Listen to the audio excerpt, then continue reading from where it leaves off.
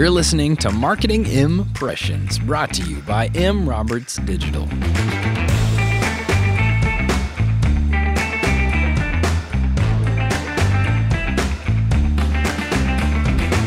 We are data-driven marketing experts who develop, deliver, and optimize business growth campaigns. In this podcast, you can expect to expand your knowledge in the big wide world of marketing and hear real-life marketing examples. I'm your host, Jordan Sherrod, and I'm thrilled to make marketing matter for you today.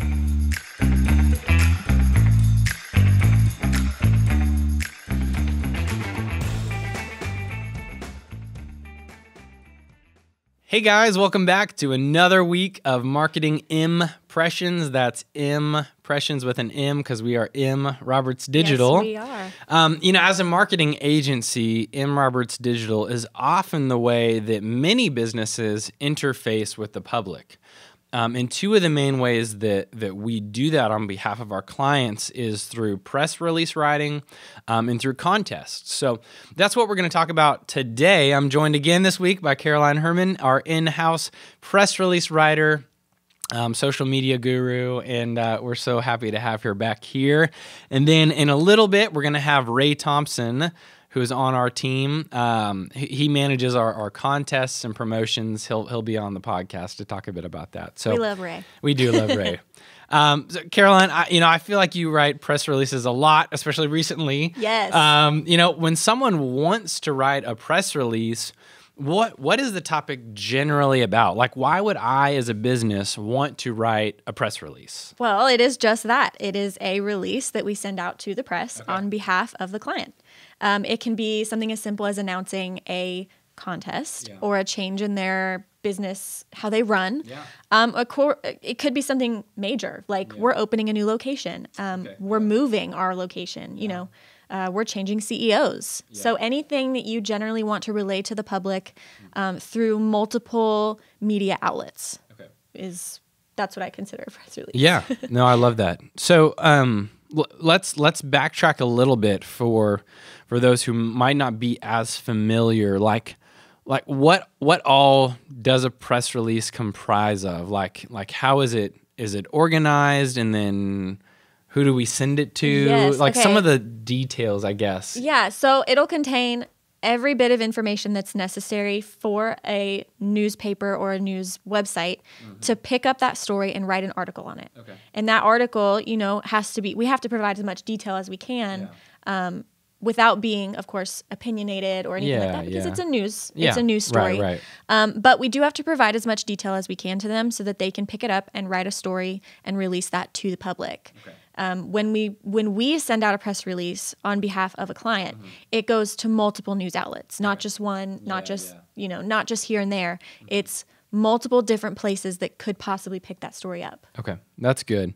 And what I've seen in the past, like other components that are in the press release, are a lot of times like a quote from a major player in that business or a community member, like the mayor, here's what he says about why this is so important, or something like that. Yeah, right? The quote for sure has a huge impact. Yeah. Usually it's from somebody within the company, but it could also be from somebody who is impacted by the announcement that you're making. Okay. We just wrote one that was about a charity fundraiser, and the quote we had was from somebody who was directly impacted by the funds that were raised. Good. Yeah. So that definitely had an story, impact. That's a person. Yeah. It made it a very familiar thing that a lot of people could relate to, which would make for a very good news article. So that's... Sometimes we'll also send out photos. Okay. If we have photos to go with the release, business logos. It's an all-encompassing. Yeah. So again, anything that a news organization might need to write the story, you just want to give them as much as possible, make it easier for them to just click. Maybe make a few tweaks and click publish. Right. Pretty much. We're writing the story. Yeah. Okay, so essentially when a business has a big announcement that's actually newsworthy or could be a story, it's how you formally tell the media, that you have this story, you have this thing that they're interested, are you interested in publishing this? So we talked a little bit about, we distribute that press release to all the news outlets. Is a news story guaranteed once we send that out to the news outlets? No, It is not guaranteed. Okay. However, if you send out a press release through an agency like ours, you are increasing your chances of being published. Because, why is that? Yeah, because we have more contacts that we can send it to, more people.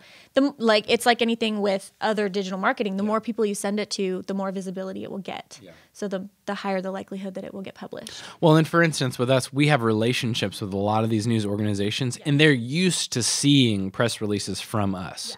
So it's not like it's just this random email from a business just saying, "Hey, please publish my story." Yeah. It's like it's a reputable relationship. Yeah, they know. Okay, they've hired this agency to help distribute this. We trust this. It's legitimate. Okay, we can depend on that. Yeah. That's good.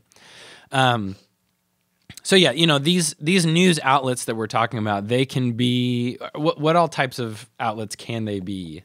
All different kinds. Okay. We send it out to digital papers. People who still print physical newspapers, magazines, bloggers. Yeah, yeah. Well, and then I know other ones that we do are like even radio. We've sent it out to radio, podcasts, and then there are some news organizations we send it out to that only have like email news. Like they don't really have like a print product or anything. They just send out via email. Yeah. So kind of in any public facing media is what we're trying to just send it out to, right? And not just any. We want people who get views and are reputable, of course. We don't want to just send your story to like some guy in a basement selling newspapers on the corner. Yeah, absolutely. Okay, so a press release, one of the big pulls or draws of that, it's a way to engage with the public, in a formal way to get what you have to say out there and tap into other people's, followings, right? Okay. So that's all I have to say about press releases. Anything else you want to add on that, or? Actually, I was going to add in there that it's a little bit more impactful to send a press release than it would be just to make a Facebook post about something, because not only are you tapping into somebody else's following, similar to influencer marketing, but you are also having a more reputable person tell your story on your behalf. So, that's good. I like that. To hear that story coming from somebody else's viewpoint is a lot more impactful. That's good. That's a good way to look at it. Okay, so now we're going to transition over and have Ray join us for our next segment on the podcast. We're so happy you joined us for this second half of the podcast. I'm here with Ray Thompson again. We're excited that he's joining us. He decided to come back after much prodding, and I had to bribe him with some candy, and so we're just glad he's here. But we're going to talk now about contests. Okay, so contest is kind of Ray's one of his niche fields that he focuses on here at M. Roberts Digital. So Ray, let's just kick it off with this. Why would I, as a business, want to run a contest?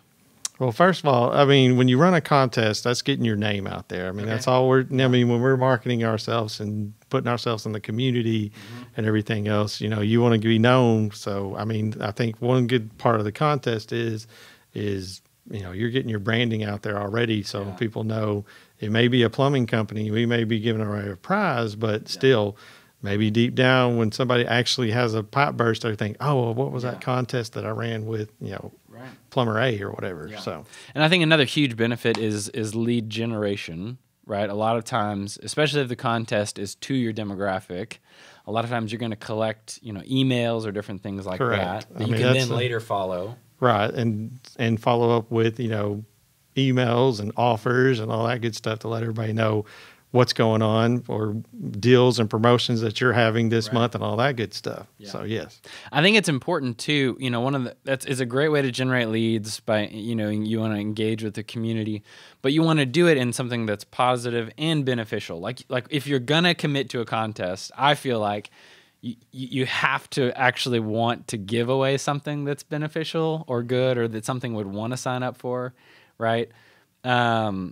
So what are some types of contests, and maybe give a few examples that you've seen as effective, that people want to sign up for? What are some of those kinds of things? Some of our best contests that we ran here with M. Roberts Digital is the contest of where the end user comes in and gets to win a prize. And if it's, and it's got to be a decent prize to where it's kind of like, you want to win it and all that stuff. Because like I said, we all want to win. We all want free stuff. So when it's like, hey, I'm going to give you a $500 gift card, it generates a lot of buzz. Everybody signs up. You get a lot of emails and all that good stuff. So like I said, it's just kind of those have been the best ones of like, okay, the easiest ones is for the end user just comes in and just has to put their name, their email, and then go on. And then, like I said, we collect all that data and send it to you. Yeah. What I love about localized contests is that when I see them, I know that I actually have a chance of winning something, versus like I see billboards and stuff for like, win this car. And you're like, in the back of my mind, I'm like, yeah, like I probably could, but it's also probably like a nationwide thing. Like a lot of people are in there. And I'm also kind of like, would I really win that? That sort of thing. But I feel like when you really are doing a localized contest where you engage with the community or give away a scholarship or something like that, people realize, okay, these are real. These are local people. They're going to actually do what they say on this contest, which I think is one of the key things that you need to do. If you're going to give away something, actually give that away. Correct. And then, you can build up with, follow it up on social media and all that good stuff. Look at our winner. Congratulations, all that stuff. This is a real deal. Look at how local this is and stuff like that. So, So the last thing I just want to kind of do on this section of contests is kind of just talk about some good practices or tips for contests. So we've already mentioned give away something that is valuable that people actually want to sign up for. Because if you want to get people excited about it, is to give away a decent prize. Because like I said, it is a contest at the end of the day. Yeah. And then another thing we've talked about is following up. Right, you want to follow up with people who have entered, especially choose a winner. Announce that, let people know we really are doing this, and because it's also a good PR piece. Like when you give that away, make a big deal about that. Correct, and like I said, you can follow it up on all your channels and website, all that good stuff. Just kind of like, look at what we did for the community, or look what we've done, or look, this is real, and be ready for the next contest because, like I said, we have real winners and all that good stuff. I love it. So a few tips that I thought about are one, when you give away something, you don't always have to put the money behind it. You can find sponsors or other people in your community who are willing to put money toward a good prize, especially if it's a very just community-driven contest, So think about that. We talked about be sure to collect names and email addresses, to follow up and do your own promotions. We talked about the value of the prize, and then the entry process. What tips do you have to say about that? It's one of those. It's kind of one of those, and I don't want to sound too negative here, but the end user is usually lazy, and if you're asking 100 questions before you even get to enter their prize, a lot of people get turned off, and they will not enter just because it's like, look, you're asking me for a lot of stuff. But if you keep it simple and say, okay, we need a few items from you to have a chance to win, then I've seen a lot of great outcomes because it's just real simple. Here's all they need to do to enter, and then they enter in to win their prize. Yeah, I think that's so great. I think if you have a $1,000 giveaway, you can afford to ask a few more questions. But if you're giving away a $25 gift card to Amazon, like, just get your name and email, whatever. Right. And, but in general, make it smooth and right. Easy. And like I said, there's also where we can do a good lead gen question on there, and that's what we put on all of our contests to say, if you have a good lead gen question, to where we can send you that hot list of when people are entering the contest at the same time. Let's say car dealers giving away a car. I know that's a big prize. Right. But we also can put a lead gen question on there that says, are you looking to purchase a car in the next month? And if they click that, we actually can send that data to you to where you know, okay, this person is looking to buy a car already. Yeah, hot and you, lead. and you can get them right there and say, okay, here they are. Hey, you're looking to win. I know you're looking to win a car. I hope you get the chance to win. Yeah. But hey, we have these cars available right now. If you're looking to buy a car the next month, would you like to come check one out? Yeah, that's good. So that way it's already there before they even know if they're going to win or not, and they can come check you out. Yeah. Oh, I love that. I think a few more things are making sure you clarify when the contest end date is and when you're going to announce the winner. People just need expectations, and you create a sense of urgency, right? When you say, it would be funny how many, like, okay, we start a contest on a day, and we're saying, okay, we're starting it April 1 is when the contest is going to start. Well, it's funny how we'll get some in there, but when what we try to do here is on the last day, don't forget to enter. This is coming to an end. All of a sudden, that's when we get a ton of leads, a ton of emails, is because everybody's, like I said, I'm trying not to be rude, but the end user is lazy and go, oh yeah, I forgot I was going to enter that. Yeah. And next thing you know, we got double the entries just on that last day because there's just that sense of urgency of like, well, here's my chance to win. I just forgot. Yeah. And I know you are on the back end a lot. You're saying you've seen that, like that's a common thing you see is like we can watch our numbers. Okay. And it does a little heartbeat, but then all of a sudden that last day, here it is. It spikes all the way to the top, and you're just kind of like, okay, this is. Everybody wanted to wait till the last minute, but I think that's just human nature where we all like to wait for the last minute to do anything sometimes too. That's good. So then we talked about following up on your deadlines, announcing the winner. I think contacting the winner, arranging obviously the winnings and pickup is important. Getting a nice photo with them. Getting a photo, exactly. So. Yep, because then you want to post that on your social. Don't waste what you've paid for. Correct. I mean, it's a huge opportunity to say, look, here, all this, where you can post it, you can share it, everybody gets excited about it, congratulating the winner, all this good stuff. So, and seeing them excited about, oh man, I actually won a prize. I've never won anything before, all that good stuff. So I love it. All right. Well, Ray, thanks for joining us again. We're going to head over now and listen to a client, Stonewater Roofing, and their experience with press releases and contests as well. Hey guys, thanks so much for joining us today. I'm here with Phil with Stonewater Roofing again. We're so glad to have him back. And he is just going to give us some insights on how his company interacts with the community. And so, Phil, how important is it for you and Stonewater Roofing to connect with the community? Extremely, extremely important. Okay. I had said last time that, community and building relationships, that's a significant part of what we do. Community is one of our company's core values. It's everything for us. We are a service. And the reality of that is, we're not just helping with, people's properties and putting roofs on, but, we're trying to help out anywhere we can, whether that's, if a storm comes through and they've got trees that are down, we're offering our services there to help out. Really the goal is that we want to make the places that we call home a little bit better. And really that's what it's all about. I love that. So we talked about last time kind of some practical ways that you guys target people who are, interested in your services or could be interested in your services. And we talked about some tactics, but what are some marketing tactics you guys use to actually connect with the community, to build on those relationships? What are some more specific things like that? We have a lot of different ways. We've got some contests that we run that are really community centric. It's about doing things that are just, like I said, helpful. So we have 2 contests that we run regularly every year. One of them is scholarships that we give to graduating high school seniors. Yeah, that's huge. And then the other one is our Clear the List campaign. Where we, basically we hold a contest. Teachers submit their Amazon wish lists for the school year, and then we go through and we buy out everything on their lists for them. Oh, I love that. Both of those have been, expanding each time we do them.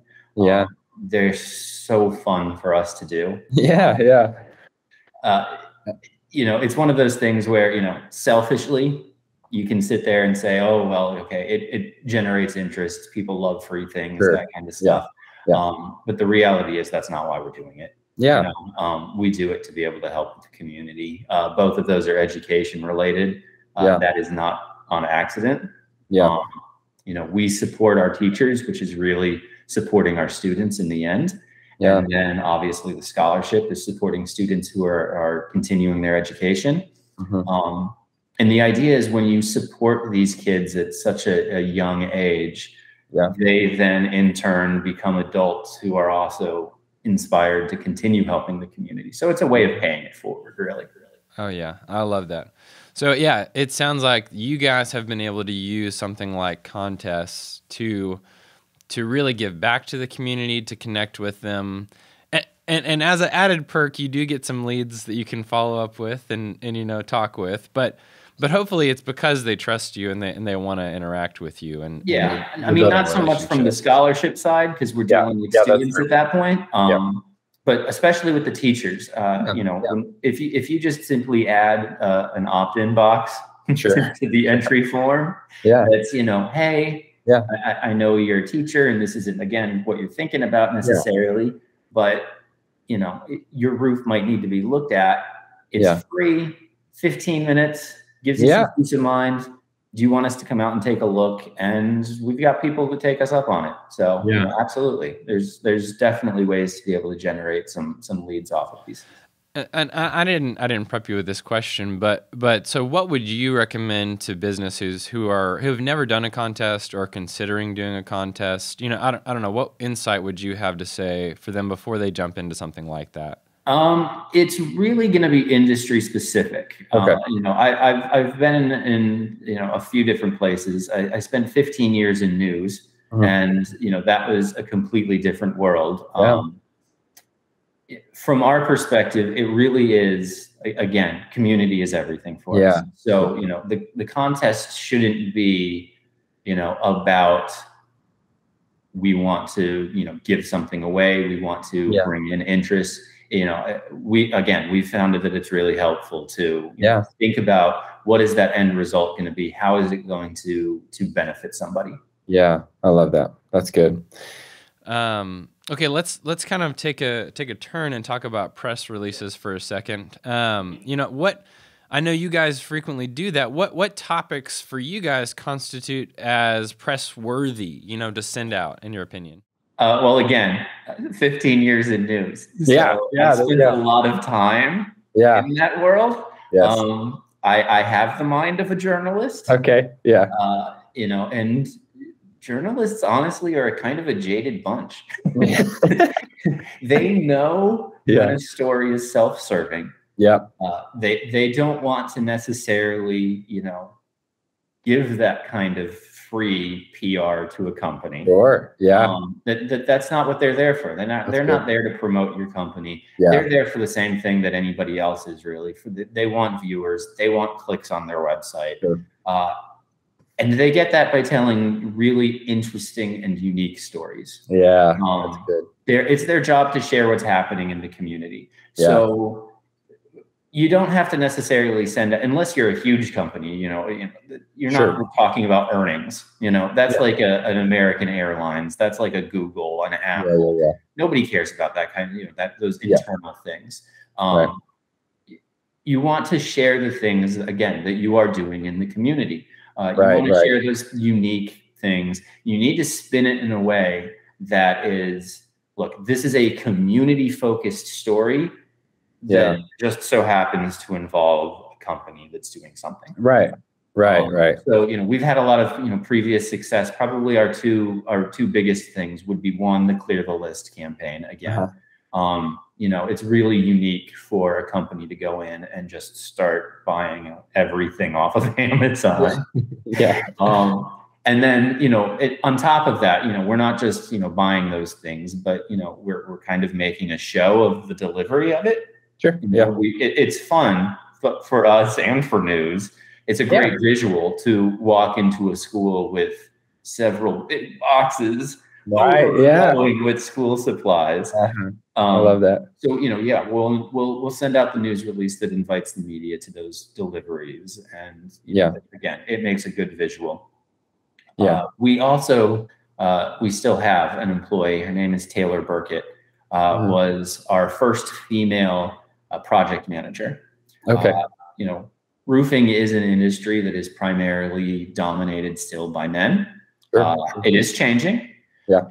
But to be able to have, that person who is, right there on the front lines, getting their hands dirty with everyone else, it was a really inspiring story. Yeah. So when we did that, I'm going to say 2 years ago now, Sure. it was an interesting story. It was a unique story. Yeah. And it was something that was, happening in the community that would, again, provide some inspiration to people. Yeah. I love that. I love what you've said so far. I think that's really valuable for other businesses of, okay, are you instilling value in your community, in the people that you're doing business with? And that's really what makes a difference. That's what constitutes as having these things out there. So that's so great. Well, Phil, thanks again for joining us on this podcast, and we'll talk to you soon. Marketing Impressions is brought to you by M. Roberts Digital. M. Roberts Digital is your local marketing company with global reach. We uniquely and proudly offer every kind of marketing imaginable for our clients' campaigns. Quite simply, we make you successful. By hitting our goals month after month, M. Roberts Digital has continued to grow year after year and achieve unprecedented success. You can learn more and start your own marketing campaign at mrobertsdigital.com.